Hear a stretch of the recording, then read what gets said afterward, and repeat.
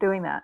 So most definitely. All right, now I wanted to Yeah. ask you about this. Before I take you all the way back, I want to talk to you about the Rebel Yell and turning into Kling. Did you send it? Did you rebrand it? Why was Uh, the name change? Actually, the first name change that we had was Rebel Yell Productions. One of the problems sometimes you have when you secure an LLC is that the names are only relevant to what state you're in. Okay, So, if you're doing a yogurt shop or you're doing a restaurant, you don't really care that there's a Good Earth restaurant in Florida. If right. you're doing California, nobody really cares because you're looking at a pretty much a local business, right? But when you're doing a television company, when you find out that there is another company called Rebel Yell and they're a production company out of Miami, but they are more into live events and hot models and other things, and it's really sort of distracting from your brand, you decide that maybe that's not the name you want to go with.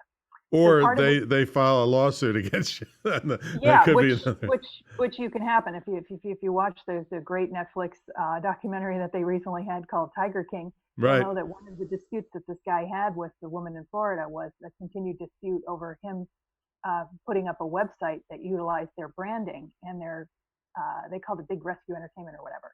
And he was basically trying to profit off of the branding that she had already done, or so they allege.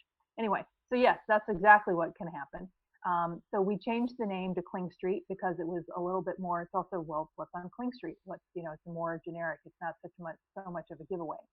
And that was a smart thing to do because the next venture that I was involved in was producing comedy. So when you use something like Kling Street, it's not quite obvious immediately what that is. All right, so let's take you back and see. I know you went to a film and TV kind of school to get started, but tell us about your the breaking in the early days. How did it go? Breaking in the early days, that's a tough one.